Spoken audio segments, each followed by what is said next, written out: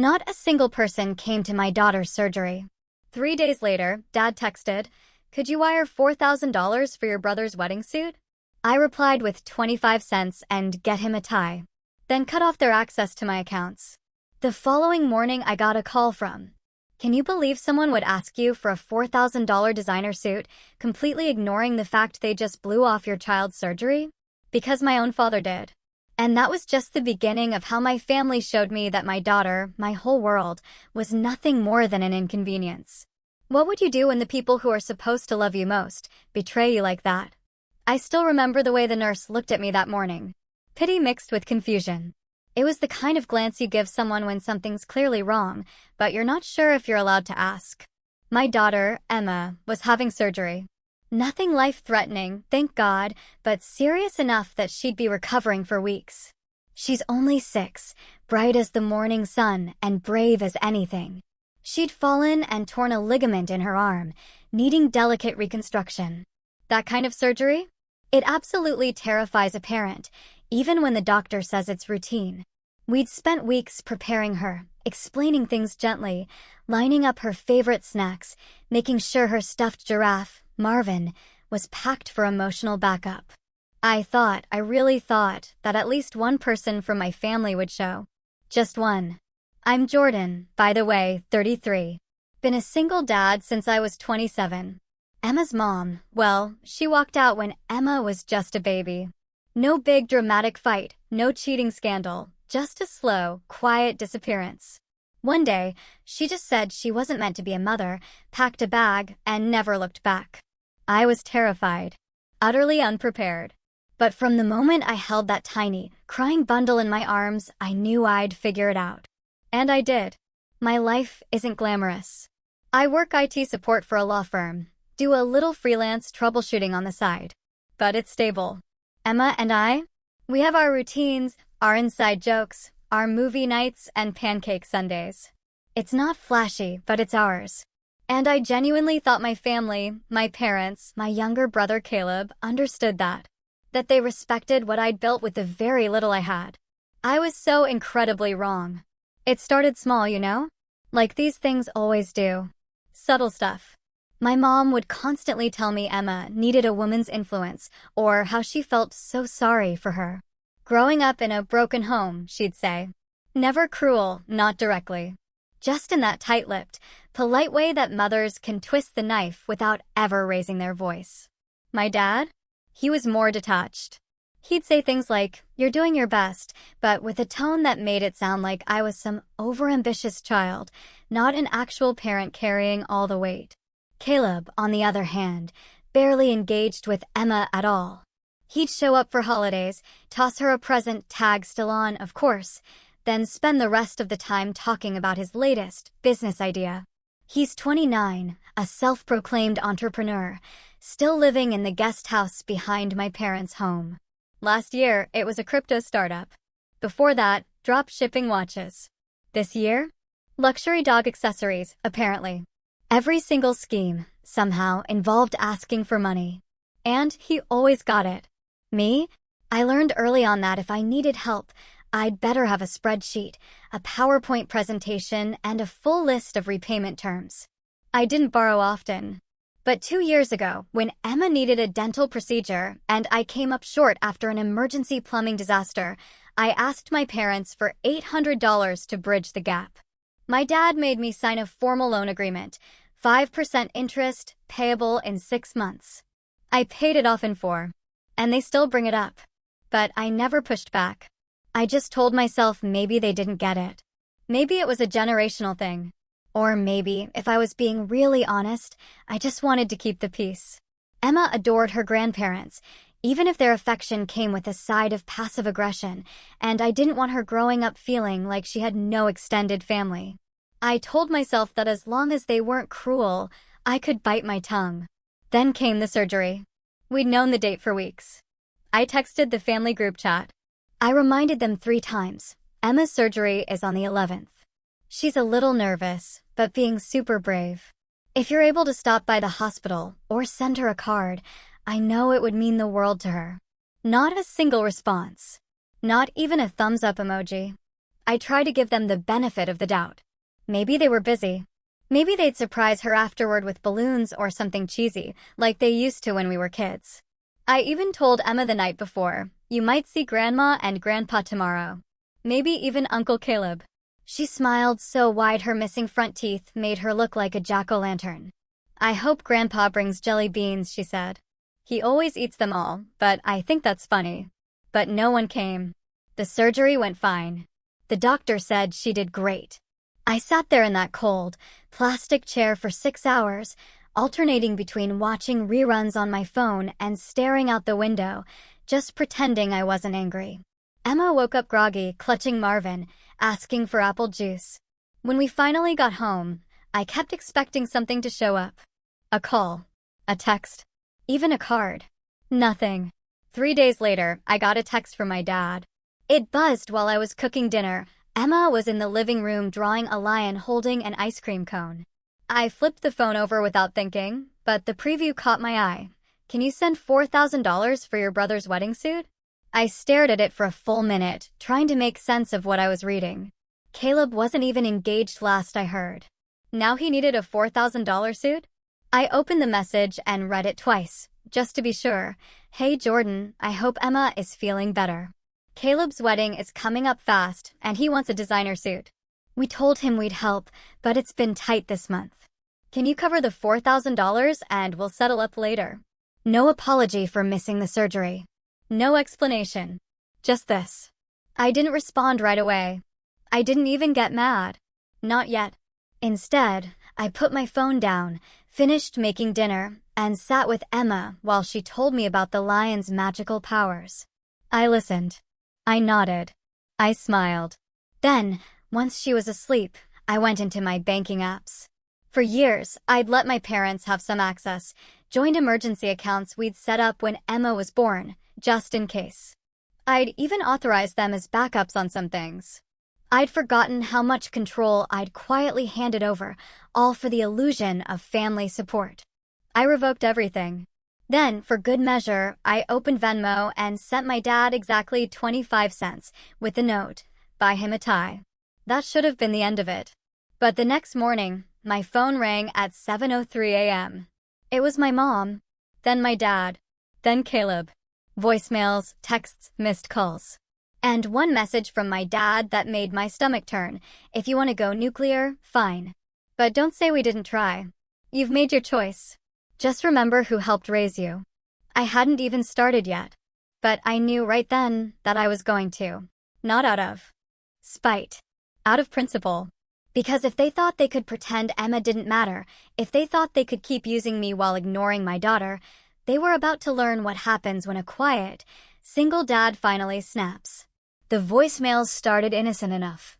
"Hey sweetie, just wanted to check in," my mom's voice said, all breathy concern. "Your father said something about a Venmo joke. Caleb's feeling a little hurt. Call us back, okay?" It would have been funny if it weren't so calculated. Like they wanted me to feel like the crazy one, like I had overreacted. By noon that same day, the tone had shifted.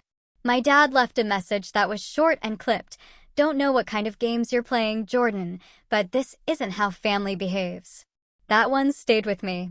Not because of the words, but because of how familiar they sounded. It was the same tone he used when I was a teenager and decided to apply to an out-of-state college. The one they didn't approve of. The one I ended up not attending because my financial aid got mysteriously messed up and no one ever explained how. Emma was watching Lilo and Stitch on the couch when Caleb finally called. I let it go to voicemail again. He didn't disappoint. "Bro, a tie? You think you're clever? I've got fittings scheduled this week. I already told them we were doing Tom Ford. You seriously can't spot me after everything Mom and Dad have done for you? After everything they've done." I sat at the kitchen table, phone still in hand, wondering if I was losing it. Did I dream up the last 6 years of being a single dad while everyone else in my family played house and congratulated themselves for moral support? Did I hallucinate that time I asked for help with Emma's daycare deposit and got a 6-paragraph lecture on taking responsibility? I didn't respond. Not out of anger yet, but because I needed time to think. This wasn't just about the $4,000. It was about the way they were rewriting history in real time, spinning my silence into guilt and their entitlement into duty. That night, I poured a glass of wine and dug out the old family group chat. I scrolled back months, then years. Birthday parties missed. Last-minute cancellations. Dry, one-word replies to photos of Emma's school plays or Christmas drawings. Then I found it.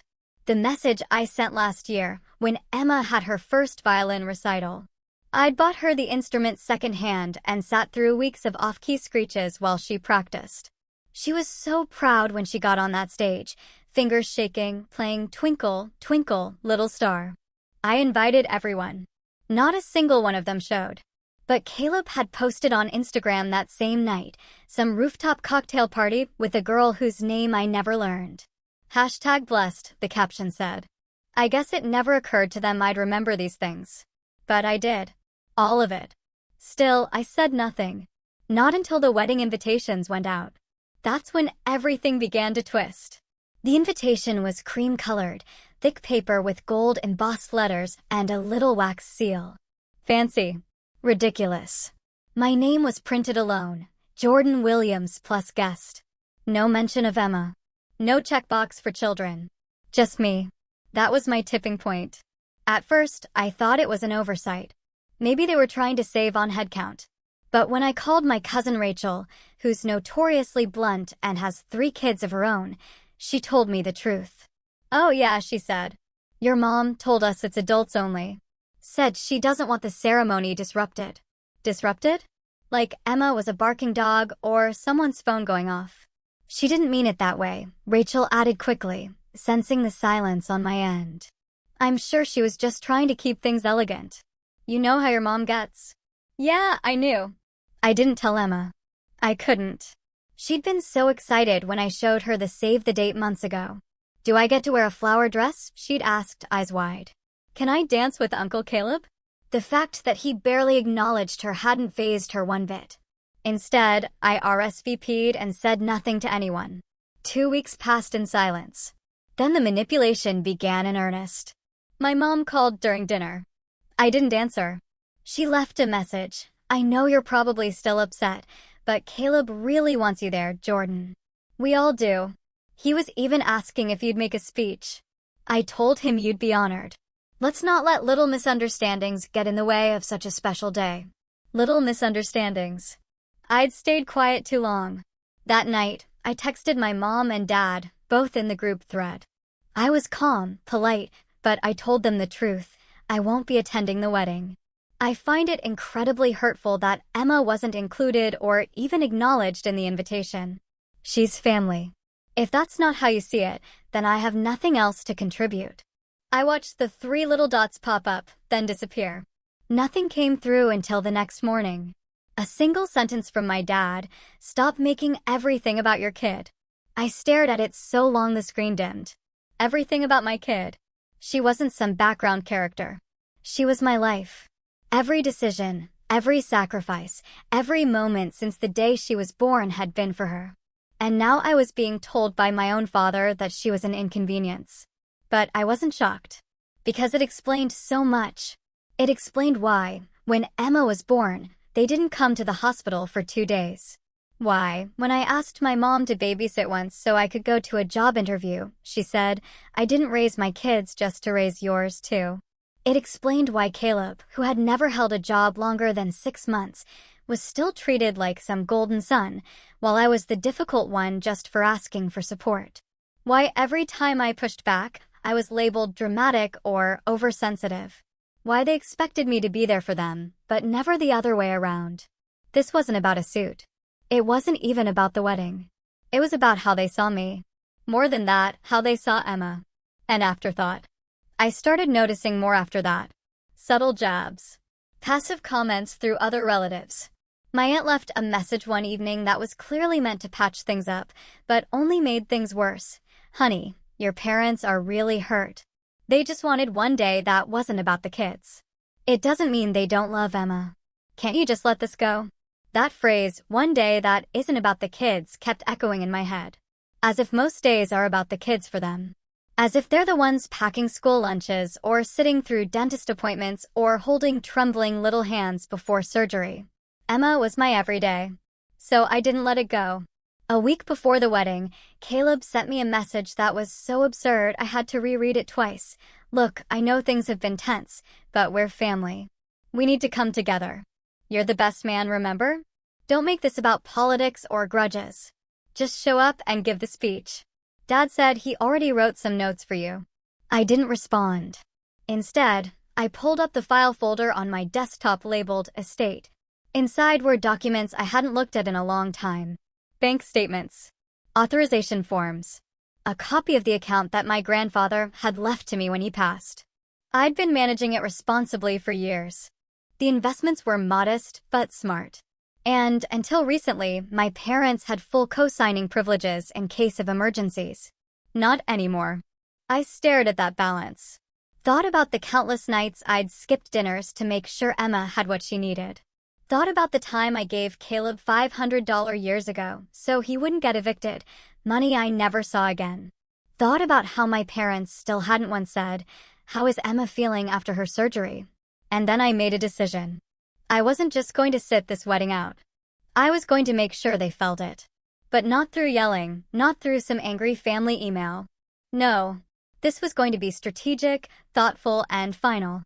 They wanted a clean, pretty wedding. They were going to get a storm.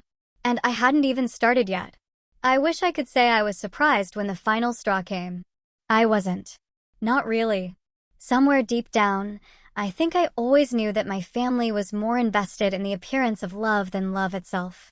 But knowing something and seeing it, feeling it dig into your chest like a rusted nail, that's a different kind of hurt. The week before Caleb's wedding, I was trying to move on. Really, I was.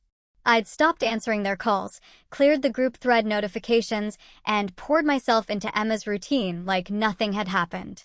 She had just gotten her cast off, and we were making a big deal of it, celebrating with extra ice cream, a new art set, and letting her pick the movie every night for a week. She chose Bolt 3 nights in a row, even though she cried every time the dog got lost. She said she liked the part where he found his way back. Anyway, I didn't miss the symbolism. Friday night rolled around, and Emma was sleeping over at her friend Isla's house. Her first sleepover since the surgery. I was halfway through a late dinner, finally settling into a rare moment of quiet when my phone buzzed. A message from my cousin Rachel. "Hey, I'm so sorry. I thought you knew." No context. No follow-up. Just that. I called her immediately. "Jordan," she answered, her voice low, like she was hiding in a pantry. "I didn't want to be involved in this, but you need to know what they did." My stomach turned. "What happened?" She hesitated. "Your mom? She told everyone you refused to bring Emma to the wedding. That you made a big scene about not wanting her exposed to unmarried people living together. She said you called the wedding immoral." I almost dropped the phone. "What?" I could barely get the word out. "That's a lie. That's not even close to anything I said." "I know," she said quickly. "I know, but she said it in front of Aunt Marcia and Uncle Greg and like half the family. Caleb was there too. No one questioned it." I stood there in my dark kitchen, heart pounding in my ears, waiting for it to make sense. It didn't. "She said you sent that 25 cents to mock them," Rachel added. "And that you locked them out of the accounts to punish Caleb for getting married before you." I laughed. Not because it was funny, but because the audacity was so staggering, it short-circuited my ability to respond. "Jordan," Rachel sighed. "They've rewritten the whole thing. You're the villain now. People are saying Emma's become your whole personality, that you're using her as a crutch." I felt like the floor had dropped out from under me. Rachel sighed again. "I just didn't want you to show up to the reception and get blindsided. I thought you knew." "I'm not going," I said automatically. "I know," she said. "But you should be the one to decide that, not them." I hung up, sat back down at the table, and stared at my half-eaten dinner. Suddenly, I wasn't hungry. I pulled up the family group chat and reread everything. My parents hadn't said a word about Emma's surgery. They hadn't apologized for skipping it. And now they were lying about me to the whole family to save face. They weren't just ignoring my daughter. They were erasing her.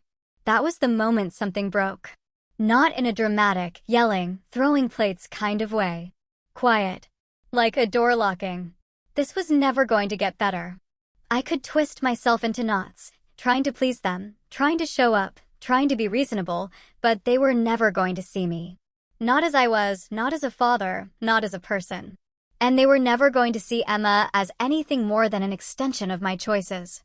I didn't cry. I didn't scream. I planned.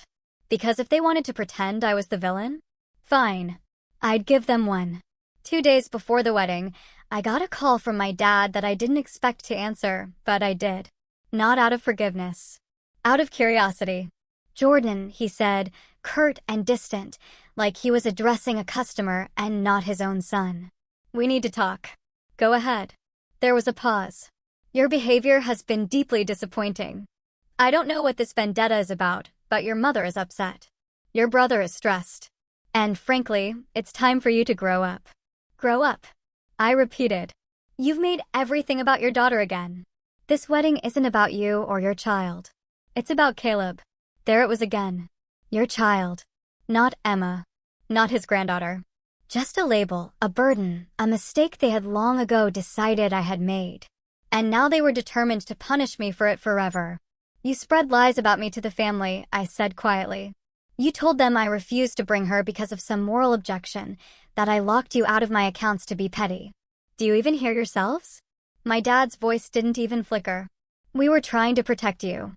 I laughed again. That strange, hollow laugh. Protect me from what? From being a good father? From having boundaries? "We were protecting the family's reputation," he said flatly. "If people heard you refuse to attend your own brother's wedding over a child's feelings." "A child's feelings?" I snapped. "Do you hear yourself? She's not a prop, Dad. She's not a political inconvenience. She's a human being." There was silence on the line. Then he said, "This is exactly what I'm talking about. You're hysterical. Emotional. Always have been." I hung up. I didn't trust myself not to scream. That night, Emma came home from her sleepover, bubbly and full of stories about baking cookies and staying up past bedtime. She had no idea what was brewing behind the scenes. And I wasn't going to let it touch her. Not yet.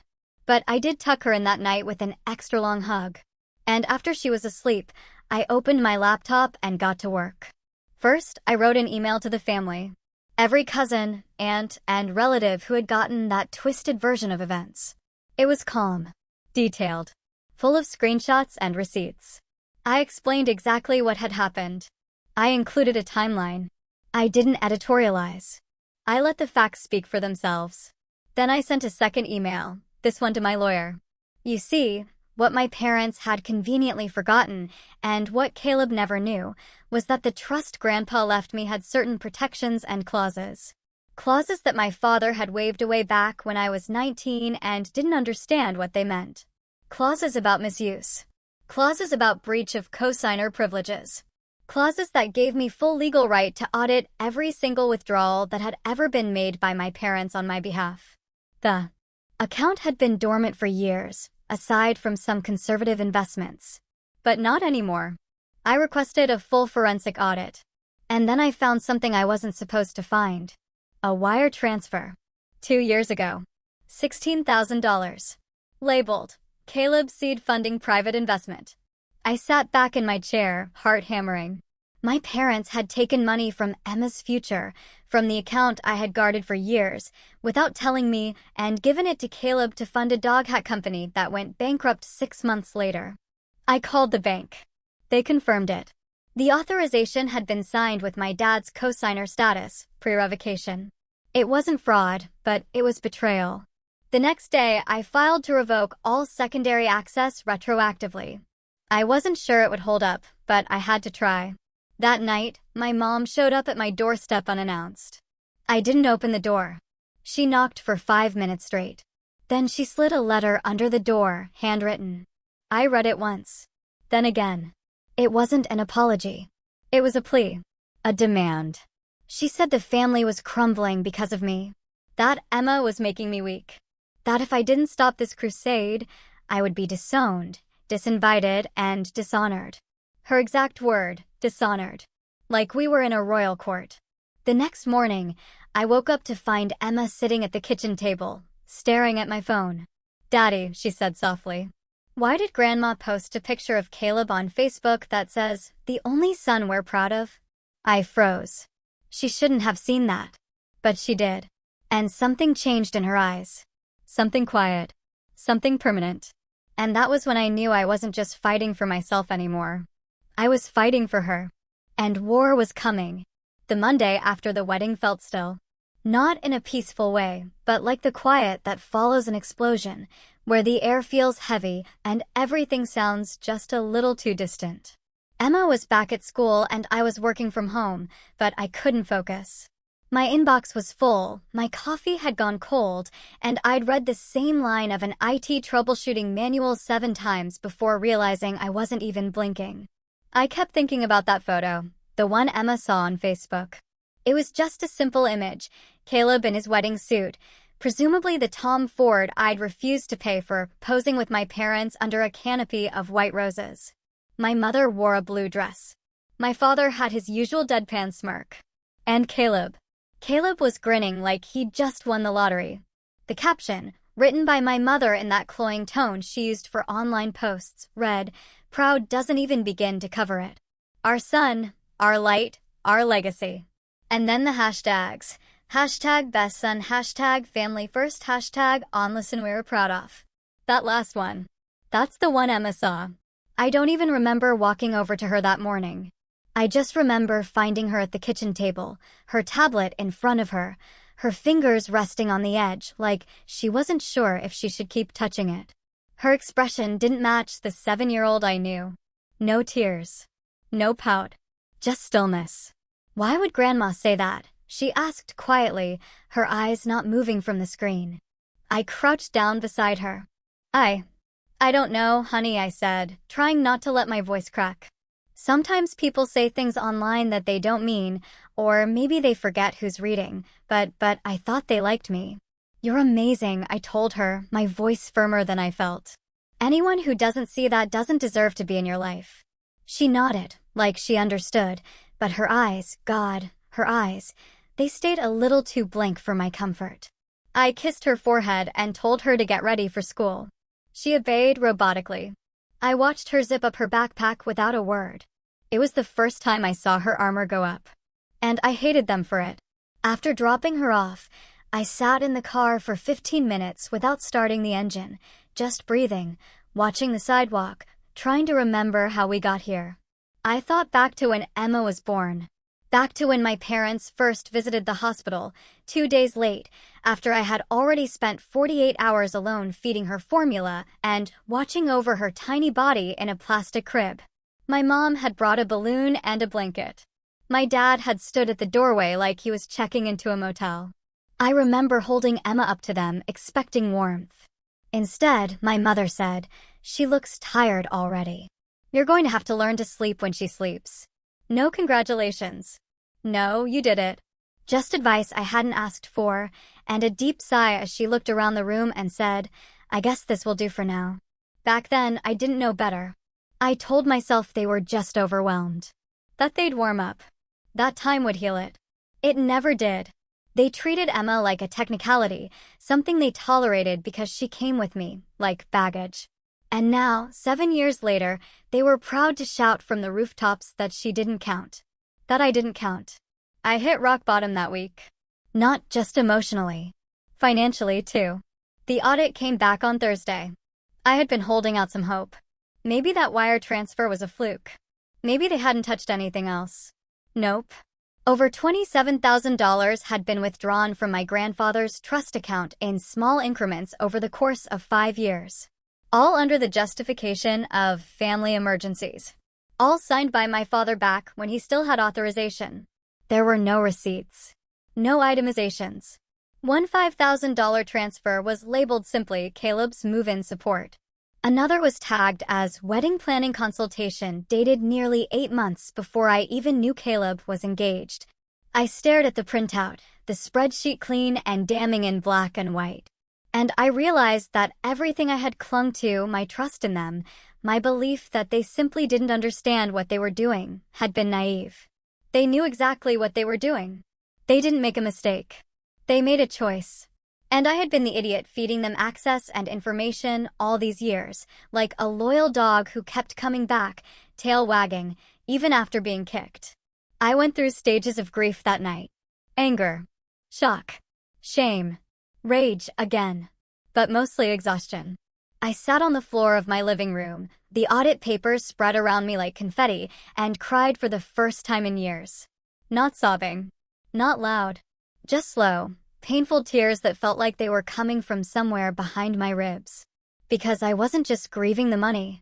I was grieving the illusion. I had no family anymore. Not in the way I thought. I spent the weekend avoiding calls. Rachel texted me once, saying the wedding had been nice, but weird without you. I didn't respond. I didn't check Facebook either. I didn't want to see the smiling pictures, the happy captions, the digital version of the family I used to believe I belonged to. Emma seemed to sense the change. She clung to me more that weekend. Sat beside me while I worked. Slept in my bed without asking. Drew pictures of just the two of us. Her and me standing under a rainbow, Marvin the stuffed giraffe between us. I taped one to the fridge like it was a shield. That Sunday, something inside me finally shifted. Not toward revenge. Not yet. But toward something. A line being drawn. A realization that I couldn't just exist in limbo anymore, pretending we were taking space or letting things cool off. There was nothing left to cool. The bridge wasn't damaged. It was gone. So, I started quietly preparing. I changed the password on every digital banking platform I had. I removed my name from the shared storage unit I had been helping Caleb pay for. He used it to store failed business inventory, mostly branded dog bow ties and unused candle molds.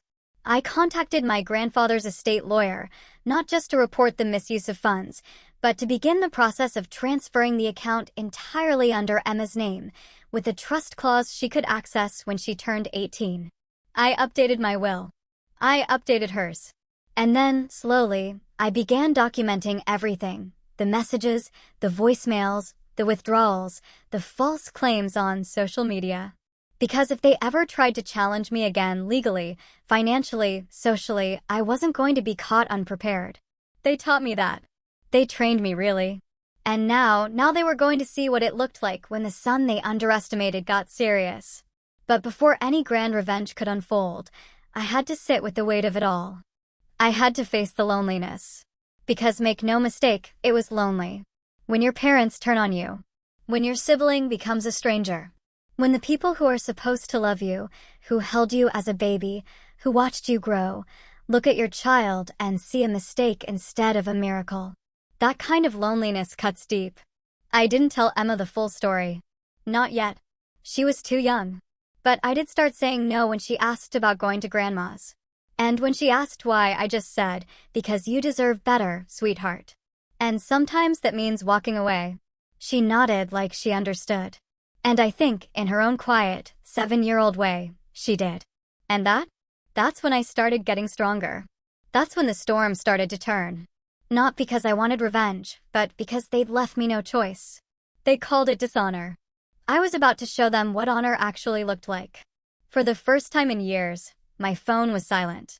No buzz from my mom sending Emma a passive-aggressive Bible quote.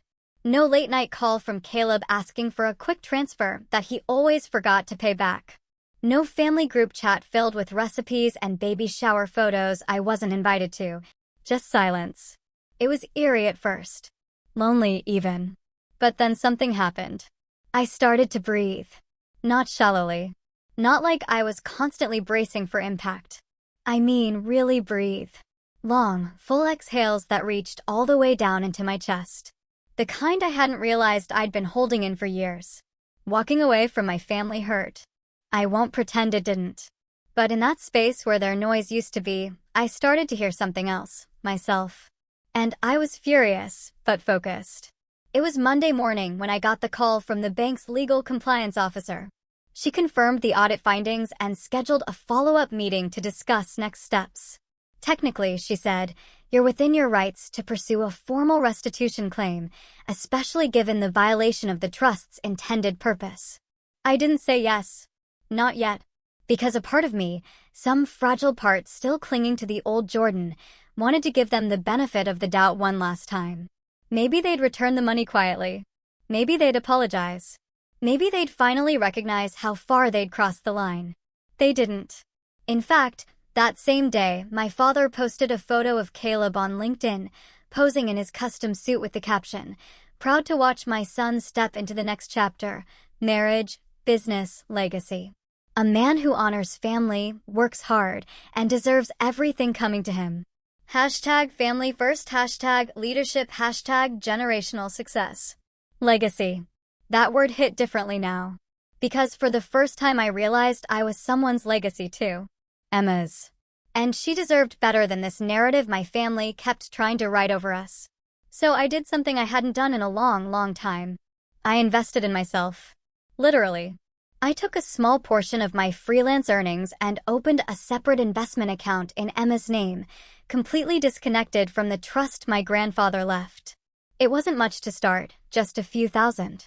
But it was hers. Truly hers. No cosigners, no access, no backdoors. Just a seed. And then I did more. I'd always done freelance IT work on the side, mostly fixing home networks and setting up email clients for people too busy or too old to care about tech. But I'd never marketed it. Never really leaned in. That changed fast. I bought a domain. Built a sleek, one-page site. Paid a graphic designer to create a logo, a stylized giraffe holding a laptop, in honor of Marvin, Emma's stuffed animal and loyal mascot. The tagline read, "Smart support for real life." And then, quietly, without making a big deal of it, I launched. At first, nothing happened. A few clicks. One request to fix a printer jam from a nice woman named Cheryl. But then Rachel, my cousin, the only one who had warned me about the lies, shared the link on her Facebook. And her husband shared it. And then a lawyer he worked with needed help migrating a firm's servers to the cloud. That project alone paid my rent for 2 months.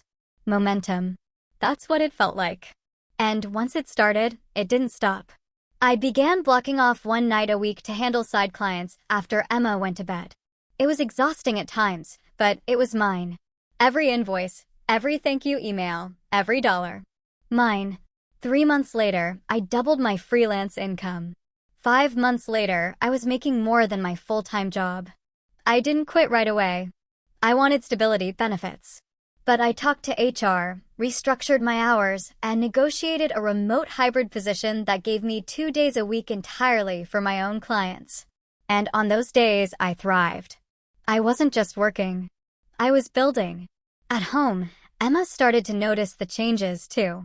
She'd walk in after school and say, "Did you have a good client today?" And I'd show her the silly giraffe logo on my screen. She started drawing variations. Giraffe in a cape. Giraffe drinking coffee. Giraffe sitting on a stack of books. We made one of them into a sticker and put it on her backpack. She called it our secret team. I smiled so much it hurt. It wasn't just the business either. Things at school improved. Emma joined the music club. I volunteered to help set up the parent-teacher portal, and the principal asked if I'd consider helping out part-time with tech support. It wasn't a big job, but it put me on their radar. People started seeing me again. Not just as a guy with baggage or a struggling single dad, but as someone competent, reliable, capable. That summer, Emma and I took our first vacation. It wasn't fancy. We rented a cabin by the lake and brought board games, marshmallows, and bug spray. But it was ours. Just the two of us, fishing off the dock and watching stars blink awake while crickets chirped in the tall grass. One night, as we were roasting marshmallows, Emma looked at me and asked, "Do you think Grandma still doesn't like me?" I froze. The question came out of nowhere. I thought carefully before I spoke. I think Grandma has a lot of stuff inside her that she hasn't dealt with. And sometimes people like that hurt others, even when they don't mean to. Emma nodded slowly. I used to think it was my fault. "It's not," I said. "Not even a little." She stared into the fire. "Okay, I don't think I want to visit her anymore." And just like that, she let it go. Better than I ever could. When we got home from that trip, something felt different. Cleaner. Quieter. Like the chapter had ended. But of course, life has a way of circling back when you least expect it. One afternoon in September, I got an email from a name I hadn't seen in years. Mr. Callahan. My grandfather's old attorney. Subject: request for mediation. Inside was a short, formal note. Mr. Williams, I've been contacted by your father, Robert Williams, regarding a dispute over the terms and management of your grandfather's family trust. He has requested a mediation session before formal legal steps are taken. Please advise on your availability. I stared at the screen for a long time. So that was their next move. Not an apology. Not repayment. A challenge. It was almost impressive. But what they didn't realize was I wasn't the same person anymore. They were expecting the old Jordan. The one who folded. The one who begged to be loved. They weren't ready for this version. The one who had nothing to lose and everything to protect. I clicked reply, typed 4 words, let's schedule it soon. And for the first time in my entire life, I smiled while facing a fight. Because this wasn't about revenge anymore. It was about legacy. Mine. Emma's. And I was ready to claim it. The mediation was scheduled for a Thursday morning in early October. 9 a.m. sharp. Downtown. Neutral ground. Mr. Callahan's office hadn't changed in over a decade. Same dark mahogany paneling, same oversized green banker's lamp on the corner of his desk, same wall clock that ticked just a little too loud. I remembered being 17 the first time I sat in that office. My grandfather had brought me there, just the 2 of us. I was in a wrinkled hoodie, slouched in a leather chair, pretending not to care. He talked about the future, about responsibility, about protecting what mattered. At the time, I didn't get it. I thought he was talking about money. He wasn't. That memory stayed with me as I walked into the room. Mr. Callahan stood to greet me with a warm, worn smile. Jordan, thank you for coming. Of course, I said, shaking his hand. Then I turned to see my parents already seated on the other side of the long walnut table. My mother's lips pressed into a flat, polite smile. My father didn't even try. He leaned back in his chair with his arms crossed, looking like he'd rather be anywhere else. They hadn't seen me in nearly a year. No visit. No birthday card for Emma. Not even a text. And yet here they were, acting like I was the one who needed to explain himself. I took my seat, opened my folder, laid out the audit documents with quiet precision. Mr. Callahan cleared his throat. Let's begin. It started civil. They always do. My parents were deeply concerned about the handling of the trust. They regretted any past misunderstandings. They believed family resources should be shared. They threw around words like intent, family equity, and mutual respect. But the more they spoke, the more it became clear what this was really about. They wanted access again. The trust account, though diminished by their previous withdrawals, was still valuable. The investments had performed well. The fund was projected to grow significantly in the next 5 years, especially if left untouched. My father leaned in, finally dropping the pretense. Let's be honest, he said flatly. That money wasn't meant for you to hoard. Your grandfather wanted to uplift the family. That includes your brother. I didn't flinch. My grandfather left me that money in my name, with very specific clauses which we helped manage when you were too young to understand. My mother chimed in. You didn't even read the original trust letter. We made sure it was handled correctly. That's when it happened. The setup. The turning point. Mr. Callahan, who had been silent up until now, reached into his file drawer and pulled out a worn brown envelope. Actually, he did read it, he said calmly. Jordan requested the full original document and the handwritten letter 3 months ago. I sent him both. He slid a copy across the table. I watched my parents' faces change in real time. They didn't know. They had been banking on the assumption that I never saw the original letter, the one my grandfather wrote by hand, outlining his intentions for the trust. Not the legal jargon, but the real message. The heart of it. My mother's hand twitched. My father's jaw flexed. I spoke slowly, clearly. I know exactly what Grandpa wanted. He left this trust to me, not just for financial security, but because he believed I would be a good steward of his values. He wrote that in his own words, to Jordan, who I trust will use this not only to build a future for himself, but to protect those who come after him. I let the silence hang. Emma, I added quietly. He meant Emma. My father looked like he wanted to object. My mother started to say something, but Callahan raised a hand. I've reviewed everything, he said. And legally, the trust now falls entirely under Jordan's management. His revocation of cosigner rights is valid, and retroactive penalties for unauthorized withdrawals can be pursued should he wish to escalate. More silence. Then my mother, trying to salvage ground, "You're really going to hold this over our heads? We're your parents. We were just trying to support Caleb." I stared at her. "You didn't come to your granddaughter's surgery." My father scoffed. She was getting her arm fixed, not heart surgery. She was sick, scared, and she kept asking where her grandparents were. My voice didn't rise. I didn't need to yell. You were too busy planning a wedding for a man you gave thousands of dollars to from a fund that wasn't yours. My mother's eyes filled with something. Guilt, maybe, or maybe just embarrassment at being called out. But I wasn't finished. "This isn't about the money," I said. "It's about trust. You didn't just take from me. You took from her. And now you're here, pretending you did it out of love." I looked at Callahan. "We're done here." He nodded. "Understood." My parents started to speak, but I stood and gathered my papers. Then I paused, turned to them. "I'm not going to sue," I said. "Not because you don't deserve it, but because I've already won." My father frowned. "Won what, exactly?" I smiled. "Freedom." And then I left. That should have been the end of it. But fate had one more card to play. 2 weeks later, I got an email from a local small business grant foundation. I had applied on a whim. A friend of a client had forwarded me the link, and I submitted my application half asleep one night after Emma had finally gone down. I'd forgotten all about it. The email subject line said, "Congratulations. I had won a $15,000 small business grant to help expand my tech services into underfunded schools and community centers." It came with local press coverage, a photo shoot, a short feature in the city newsletter.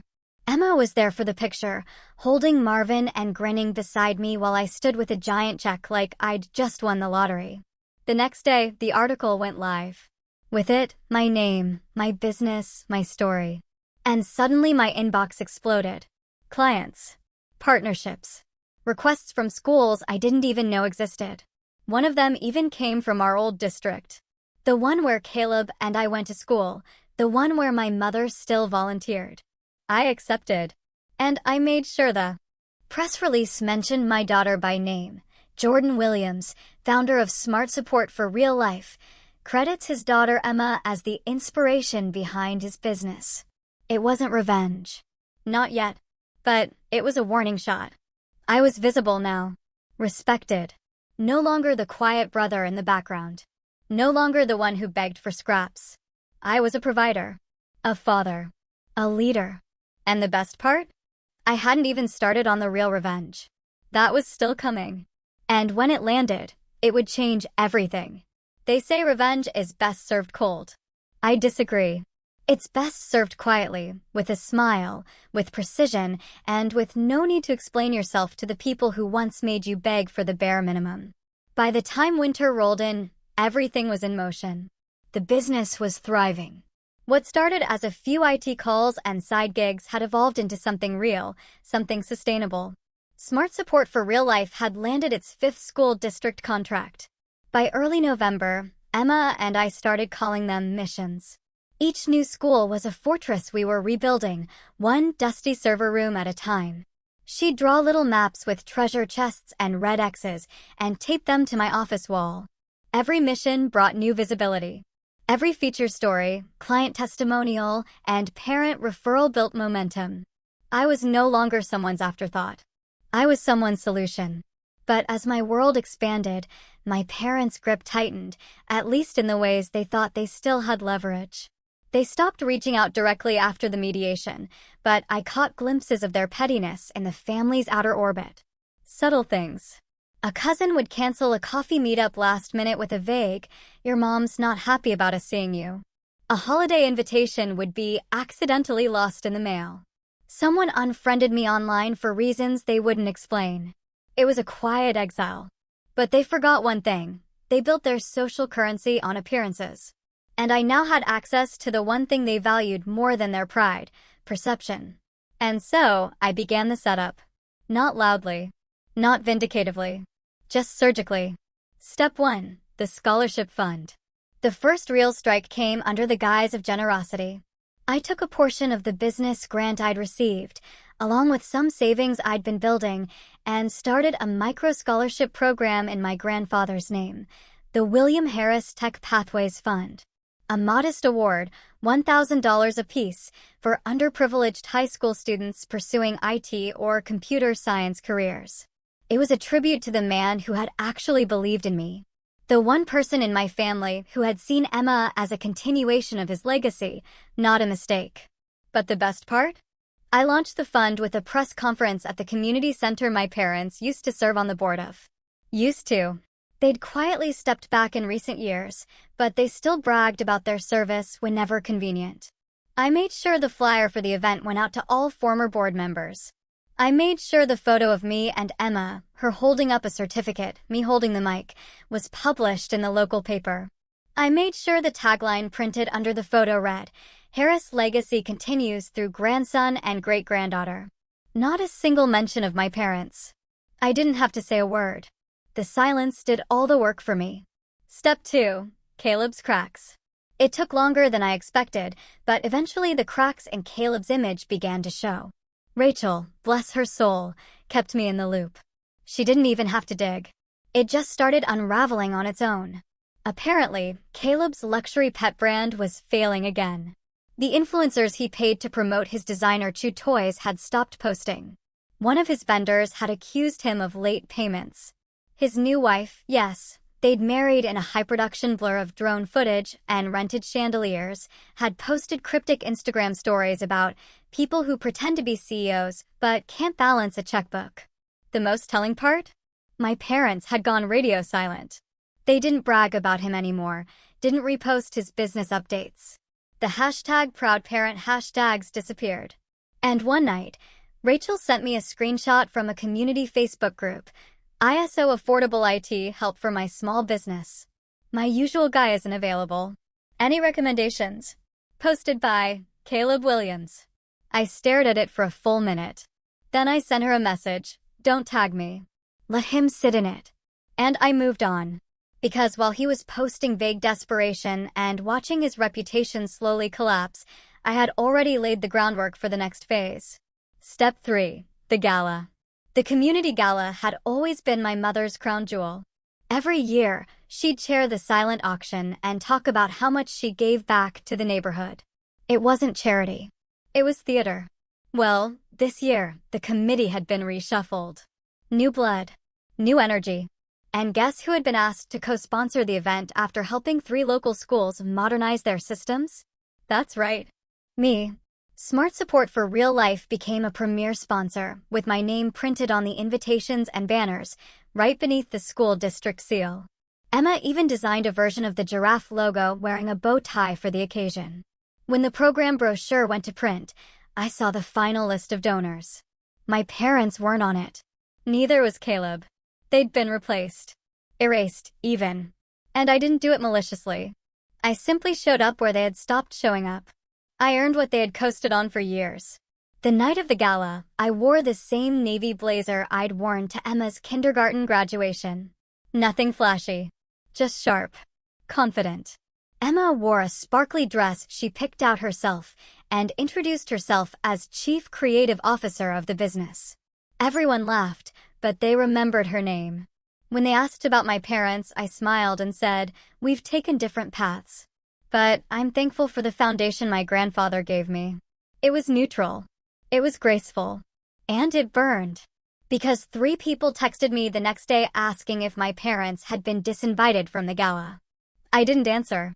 Let the silence say it for me. Step 4. The audit letter. This one? This one was for me. I hired a private accountant to produce a full legal report of the unauthorized withdrawals from my grandfather's trust. Not just the total amounts. Not just the timelines. But the long-term cost of what had been lost, what those funds could have become had they not been drained to prop up Caleb's failed endeavors. Then I printed it, found it and mailed a copy to my parents' address. No note, no threat, just the facts. Numbers don't beg, they expose. Step 5, Emma's moment. This was the moment I knew I'd won. Not because my parents were humiliated. Not because Caleb's business crumbled. But because Emma, my Emma, stood on stage at her school's winter showcase, violin in hand, and introduced her solo piece to a packed auditorium. She said clearly and proudly, "This is for my dad. He always shows up. Every time." And then she played. I cried the whole way through. After the performance, parents came up to shake my hand. Teachers asked if I'd consider helping with their other campuses. A school board member told me I was exactly the kind of partner they hoped to find. In the back of the auditorium, I saw a familiar figure slip in late. My mother. No makeup. Eyes tired. She watched for maybe 5 minutes. Then she slipped out again. Didn't say a word. Didn't approach us. Didn't clap. But I saw her. And I knew. She saw us too. She saw what she lost. She saw what she'd thrown away in pursuit of appearances and golden child delusions. And that was the real revenge. No screaming. No lawsuits. Just a life so full, so honest, so clearly thriving that there was nothing left for her to do but watch it from the outside. Because we weren't part of her story anymore. We were building our own. I didn't hear from my parents again until March. It came in the form of a letter. Not an email. Not a voicemail. A letter. Handwritten in my mother's slanted, too neat handwriting that always reminded me of old recipe cards and passive-aggressive Christmas cards from her friends. It arrived folded in thirds inside a cream-colored envelope, unmarked except for my name and address. No return address. I stood in my kitchen for nearly 5 minutes before opening it, just staring at the envelope, my mind racing through possibilities. Apology? Guilt? Accusations? When I finally opened it, it was exactly what I expected, and yet somehow still worse. Jordan, I hope this letter finds you well. Your father and I have had time to reflect on everything that's happened over the past year. We've read the news articles, seen the photos, and heard about your work. While we don't agree with the way things were handled, we want to acknowledge that you've done well for yourself and Emma. We do, however, feel that this prolonged estrangement is unhealthy for everyone. It sets a dangerous example for Emma, teaching her to hold grudges and punish people rather than understand them. She deserves a full family, not just a father with a chip on his shoulder. Your brother has been struggling. His business folded and he and Melanie have separated. He moved back into the guest house for now. He could use support from you, from his only sibling. Family means stepping up, not walking away. We're not asking for much, just dinner, a chance to talk, to clear the air. If you're willing to move forward, we are, too. Think about it, Mom. No signature from my father. No love. No mention of the money they stole, the lies they spread, the public erasure of Emma's existence. Just the performance. A last-ditch attempt to reassert control, to frame me as the problem, the grudge holder, the one preventing the family from healing. I read the letter twice. Then I fed it into the shredder. Not out of anger. Out of clarity. Because I finally saw it for what it was, a pattern. They hadn't changed. They never would. They'd been waiting for me to fail. Waiting for me to come crawling back. Waiting for the world to put me in my place so they could welcome me home like prodigal parents. But I hadn't failed. I had flourished. And they didn't know what to do with that. Emma came home from school later that afternoon, kicking off her shoes and tossing her backpack on the couch. She'd just made the honor roll for the 2nd time in a row. I'd framed her certificate and hung it on the wall beside her artwork. "Can I have grilled cheese tonight?" she asked, flopping onto the carpet with Marvin tucked under her arm. "Grilled cheese it is." She paused. "Did Grandma write back?" I hesitated. She did, but it wasn't really about you or us. She tilted her head. "Did she say she was sorry?" "No." Emma picked at a loose thread on Marvin's leg. "That's okay," she said. "I don't think I need her to anymore." And just like that, it was over. Not with a fight. Not with a final confrontation. Just a simple decision. We were done. We moved on. That spring, Smart Support for Real Life opened its first physical office, a small but sleek corner suite in a refurbished downtown building. The city awarded us a Community Tech Innovation Grant. Emma cut the ribbon at the opening ceremony while local kids lined up for free tech demos. I hired 2 part-time employees. One of them was a single dad like me. We set up a rotating childcare corner in the office, complete with puzzles, snacks, and a second-hand switch. Every photo we took, every article we were featured in, every newsletter we published listed our values at the top: family first, people-powered, legacy-minded. We meant every word. I saw Rachel again at a local networking event. She pulled me into a hug and whispered, "They're still talking about you like you've disappeared. Like you're bitter." I smiled. "I haven't disappeared," I said. "I just stopped performing for people who didn't want to see me." Caleb emailed me 2 months later. A single line: "Any chance you'd consider a loan? Just need to get back on my feet." I didn't respond. Not because I was cruel, but because he needed to learn what standing really meant. And me? I had too many people depending on me now. Too many missions. Too much life to build. Too much joy to protect.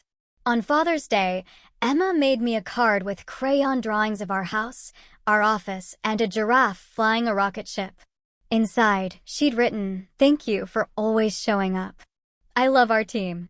I kept it in my wallet. That was the only legacy I needed. And the next time someone asked me what happened to my family, I just told them the truth. They taught me everything I needed to know, by showing me exactly what not to become. Have you ever faced a moment where you realized the family you thought you had wasn't actually there? What did you do? I'd really love to hear your stories in the comments below.